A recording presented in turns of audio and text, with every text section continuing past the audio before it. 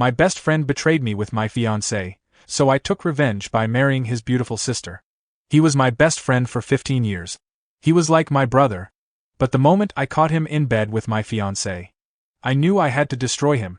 This isn't your average betrayal story. This one cuts deep, like a knife between the ribs. I lost my fiancé, my best friend, and my peace of mind in one cruel moment. But guess what? I didn't let it end there. I turned the tables, and I made sure the pain they caused me came back tenfold. Want to know how I got my revenge? Stick around because this story gets wild. Before dive into the story, please like this video. For more videos, subscribe my channel. Thank you. You know how some friendships just happen? Not forced. Not planned. They just are. That was Ryan and me. We met when we were 10 years old, on the first day of 5th grade.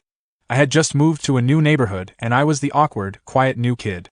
Ryan was the exact opposite, loud, confident, athletic, and funny in a way that made even the teachers laugh. While I was sitting alone at lunch with my peanut butter sandwich, Ryan came over, plopped down without even asking and said, "That's the saddest sandwich I've ever seen. Want half of my pizza?" And just like that, a 15-year friendship was born. We grew up side by side, bike rides after school, video games until our eyes burned, sleepovers where we shared secrets we swore we'd take to our graves. Our parents even joked we were more like brothers than best friends. We had each other's backs through it all. Bullies? We handled them together. School dances? We'd hype each other up. Crushes? We'd laugh about the rejections and celebrate the rare wins. In high school, we played on the same soccer team. He was striker. I was midfield. He always said he couldn't score without me. "Assist king!" He'd shout after every goal, pointing at me with that big, goofy grin. Even when college applications rolled around, we made a pact to apply to the same schools. No way we'd split up. And when we both got into the same university, it felt like fate. We ended up as dorm mates too. Different majors, but the same old dynamic. He was the charming extrovert chasing business management, always networking and going to frat parties. I stuck to my art classes and late-night sketching sessions, introverted but content. But somehow our friendship still worked. We balanced each other out like two puzzle pieces that only made sense together. Ryan was there for every important moment of my life. When my dad passed away unexpectedly during our first year of college, he dropped everything, skipped classes for a week, and sat with me in silence when I didn't want to talk. He was the only one who knew how to handle me when I shut down. He was my brother. So when I met someone special during my second year, someone I truly believed could be the one, introducing her to Ryan felt like introducing her to family. Little did I know. That was the moment everything began to crack. Her name was Claire. I met her during my second year of college. She was gorgeous, the kind of beautiful that made you forget your name. But it wasn't just her looks. She was smart, kind, and had a laugh that could light up a room. We bumped into each other at a campus art fair. Literally. She spilled coffee on my sketchpad. I looked up and she gasped, "Oh my God, I'm so sorry." I smiled, even though my favorite drawing was ruined. "Guess I'll call it modern art." She laughed. That laugh would go on to become one of my favorite sounds in the world. After that, we couldn't stop running into each other. Coffee lines, the campus bookstore, library corners. It was like fate kept throwing us together. Eventually, I asked her out, and to my surprise, she said yes. Study sessions turned into real dates. Late-night texts turned into early morning coffee runs. We had inside jokes, matching playlists, and an insane obsession with mango smoothies. She made me feel whole in a way I didn't even realize I was missing. When I introduced her to Ryan, he was charming. Friendly. Maybe too friendly. But I didn't see it then. He gave me a playful nudge later and said, "Bro, she's way out of your league." I laughed. "Tell me something I don't know." He grinned. But now that I think about it, there was something else in that grin. Something off. But Claire never gave me a reason to worry. She was affectionate, sweet, and always cheering me on. When I had my first digital art show on campus, she stood in the front row, beaming. She even wore a t-shirt with my sketch printed on it. That night, I told Ryan I was planning to propose. "You sure she's the one, bro?" he asked. "Yeah," I said without hesitation. "I'm in love." He clinked his beer bottle against mine and said, "Then do it." I wish I never did. I planned every detail of the proposal like it was a masterpiece. Claire loved quiet rooftops and city lights, so I booked the same rooftop lounge where we had our first real date. String lights above, roses along the railing, her favorite indie band playing softly in the background. She cried. I cried. She said yes. We kissed under the stars while strangers clapped and cheered. For a moment, everything felt perfect. My heart was full, and I was convinced I was the luckiest guy in the world. But soon after that magical night, things started to shift. At first, I blamed stress. Planning a wedding, finishing our final semester, job hunting, it's a lot. Claire seemed more distracted though. She started taking longer to reply to texts. Cancelled date nights. Claimed she had work meetings or was visiting her sister more often. Ryan changed too. He got distant. We used to hang out nearly every weekend, but now he always had an excuse. Busy with a group project. Helping out at his internship. But I started seeing patterns. One weekend, Claire said she was spending the night at her sister's. Ryan said he was visiting his mom out of town. Something about that didn't sit right with me. I shrugged it off. Until one night, I had this weird, gnawing feeling in my gut. I couldn't sleep. I checked Claire's Instagram. No updates. I checked her sister's page. No sign of Claire. So I did something I never thought I'd do. I called her sister. "Hey, is Claire with you?" She said she'd be staying over. Silence. Then, no. I haven't seen her since last week. I didn't say a word. Just hung up. My heart pounded. My palms were sweaty. I grabbed my keys and drove straight to my apartment. Claire had a spare key. I parked quietly and walked up the stairs, 2 at a time. The lights were on. I froze at the door. Laughter. Then, moaning. Something inside me shattered. I pushed the door open. I don't remember much after that.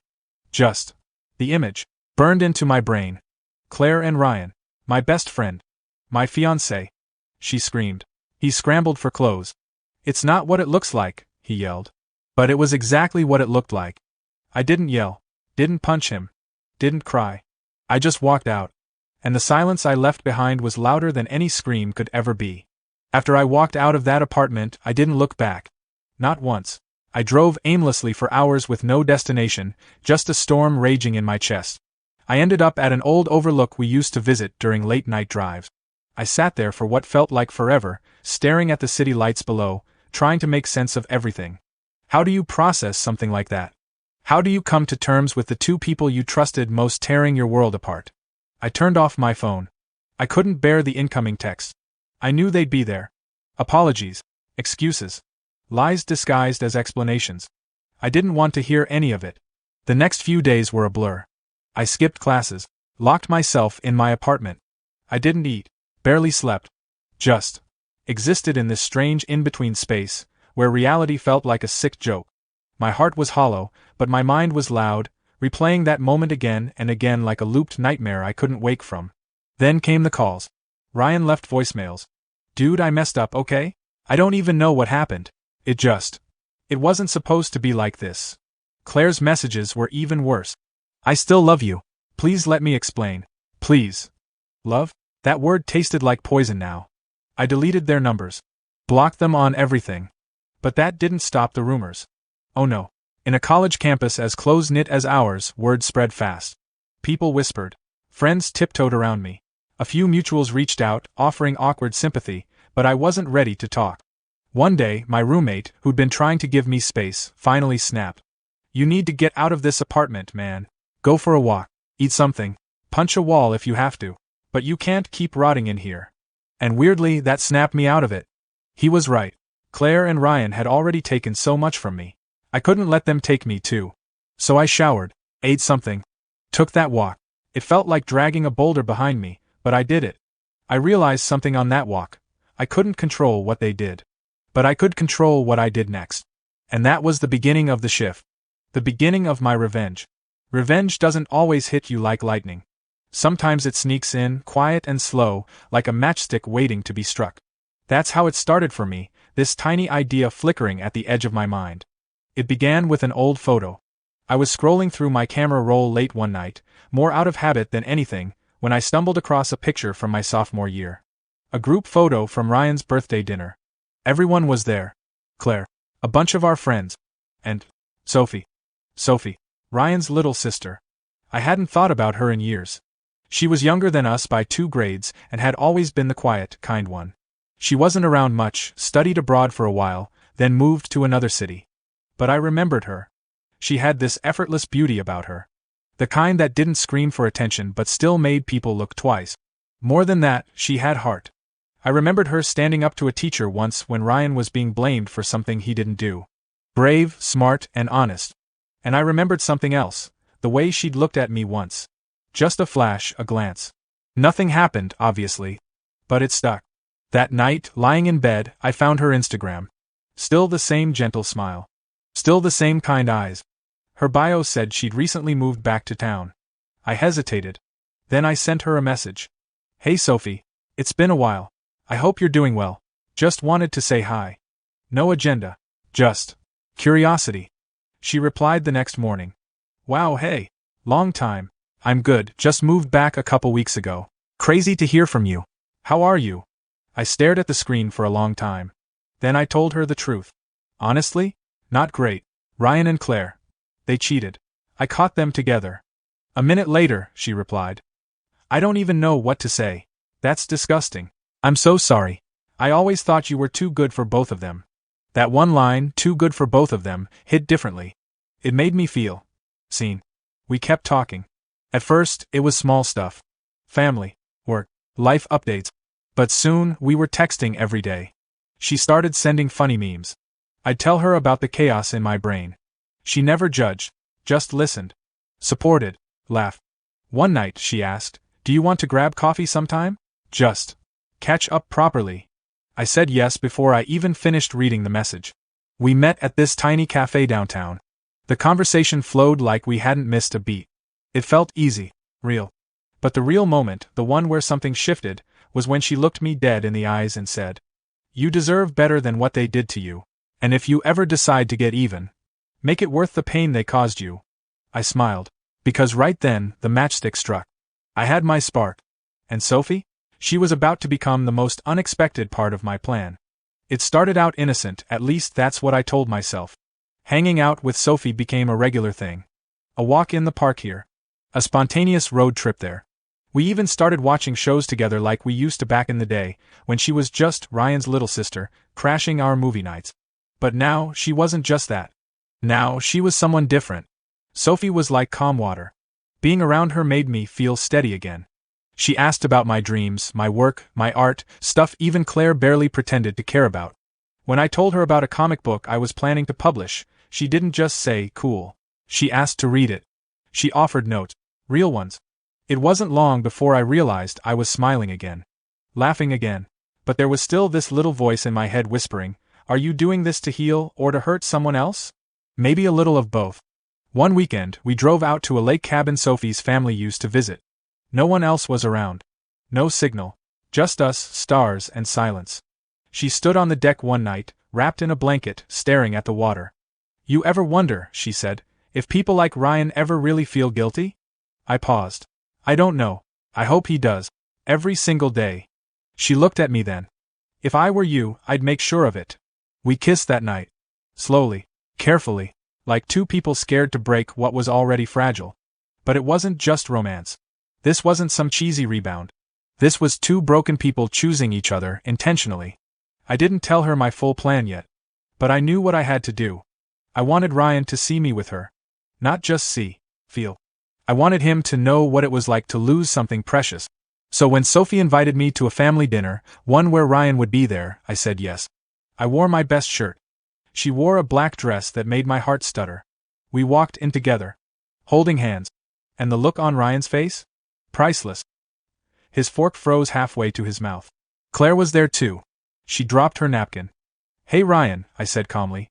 Long time. He didn't speak. Couldn't. Sophie squeezed my hand under the table. She was in on it now. Fully. Willingly. Revenge, they say, is a dish best served cold. But that night? It was served steaming hot, with dessert on the side. And we were only just getting started. After that dinner, the silence from Ryan was almost louder than if he'd confronted me. He didn't say a word during dessert. He didn't even look in our direction. Claire, on the other hand, kept shooting daggers at Sophie like she was trying to kill her with her eyes. But Sophie? She held her chin high and smiled like royalty. That night lit a fuse. The next morning, I got a text from an unknown number. You think this is funny? No name. But I knew who it was. I replied. You didn't seem to think it was funny when you were in my bed with Claire. Funny how that works. No response. But I wasn't done. I started posting subtle things online. Nothing obvious, just pictures of me and Sophie laughing at brunch. Her hand in mine. A snap from the lake cabin. Each post was like a calculated strike. And the reactions? They poured in. Mutual friends messaged me. Wait, are you really dating Ryan's sister? Some were supportive. Some called it petty. I didn't care. Sophie and I weren't pretending anymore. It started as revenge. It did. But somewhere in the mess, it had grown into something real. And it burned Ryan up inside. One day, he finally broke. I was walking out of class when I saw him waiting by my car. Arms crossed. Jaw clenched. You really think this makes you better than me? I shrugged. Nah. But it definitely makes me happier. He stepped closer. She's my sister. I stared him down. And Claire was my fiancé. You got something else to confess, or are we done playing this game? He didn't have an answer. Just stormed off. Later that night, Sophie messaged me. He cornered me. Told me I was making a mistake. That you're just using me. My heart sank. Do you believe him? Not for a second, she replied. He's scared. That's all this is. You finally hit him where it hurts. I wasn't sure what felt better, having Sophie believe in me, or watching Ryan unravel. But I knew one thing for sure. The revenge was no longer just a plan. It was justice. And we weren't even at the best part yet. Months passed. Sophie and I grew closer with each day. What began as a spark had become a steady flame. Real love, not fueled by spite, but by understanding, laughter, and 1,000 small moments no one else saw. But deep down, I hadn't forgotten the betrayal. I hadn't forgotten the humiliation. And I knew exactly how I wanted to close this chapter of my life. I bought a ring. Not just any ring, something Sophie would love. Simple, elegant, and unlike the one I had once given Claire. This one wasn't about promises I hoped to keep. It was about the ones I knew I would. I proposed on the same lake deck where we'd kissed under the stars. Just the two of us. No audience. No theatrics. Just love. She said yes. And then I did something bold. We planned a wedding. Nothing massive, just our closest friends and family. But I made sure 2 very important people got invites. Ryan and Claire. They wouldn't miss it. I knew them too well. The wedding was beautiful. Sunlight, flowers, the lake in the background. Sophie looked like something out of a dream. Her smile alone could have lit the whole ceremony. And sure enough, midway through the reception, Ryan showed up. He didn't bring a gift. He brought Claire. I saw them standing at the edge of the crowd, stiff and silent. Watching. During the speeches, I took the mic. I used to think betrayal was the worst thing that could happen to a person, I said. But I was wrong. The worst thing isn't being betrayed, it's letting that betrayal define who you become. And I refused to let that happen. I turned toward Sophie. Because of what happened, I found someone who's not only healed me, but reminded me of who I am. Everyone clapped. Everyone but 2. Ryan and Claire slipped away before the cake was even cut. Sophie and I danced like we were the only ones in the world. And just like that, the chapter was closed. But the story? It was only beginning. After the wedding, life didn't slow down, it bloomed. Sophie and I moved into a cozy house just outside the city. Nothing fancy, but it felt like home the moment we walked in. She filled the space with light, laughter, and way too many houseplants. Every morning, I woke up grateful. Not just for her, but for the fact that I got through the fire and came out better on the other side. Ryan, though? Not so lucky. Word got around. Fast. People started connecting the dot. He lost friends, credibility, and eventually, his job. Turns out, when you betray someone as publicly as he did, it sticks to your name like gum to a shoe. Claire didn't fare much better. Her relationship with Ryan? Imploded in less than 3 months. No trust. No foundation. Just 2 cheaters trying to pretend they weren't. She tried reaching out. I got a message from her one night. Just one line. I regret everything. I left it on read. I didn't need closure. I had it the moment Sophie said, I do. As for Ryan, he avoided me. We'd pass each other occasionally at events or in the city, but he'd turn his head. I never had to say a word. Revenge, it turns out, doesn't always look like drama and chaos. Sometimes, the best revenge is building a life so good, it makes them wish they never crossed you. And mine? Was just getting started. A year after the wedding, Sophie and I took a trip to Europe, just the 2 of us. No social media, no distractions. Just food, culture, art, and each other. It was the kind of honeymoon we couldn't afford back then, but now we could. And we appreciated every single second of it. One afternoon in Florence, while we were walking through a museum, Sophie looked at a painting and said, "You know, none of this would have happened if they hadn't betrayed you." She wasn't wrong. Their betrayal was the worst thing that had ever happened to me, and somehow also the best. It pushed me, broke me, rebuilt me, and in the rubble, I found her. I found peace. You always hear that time heals everything. I don't know if that's true. But I do know that time reveals everything. It shows you who's real, who's temporary, who was only in your life to teach you a lesson. Ryan and Claire taught me betrayal. Sophie taught me love. And now I live every day with intention. Not to prove a point, but because I finally understand what matters. So if you're listening to this and you've been betrayed by a friend, a lover, a family member, just know this. It's not the end of your story. It might be the start of your best chapter yet. You just have to write it. If this story moved you, please don't forget to give it a like. And if you love emotional, powerful stories like this one, please make sure to subscribe to the channel, please.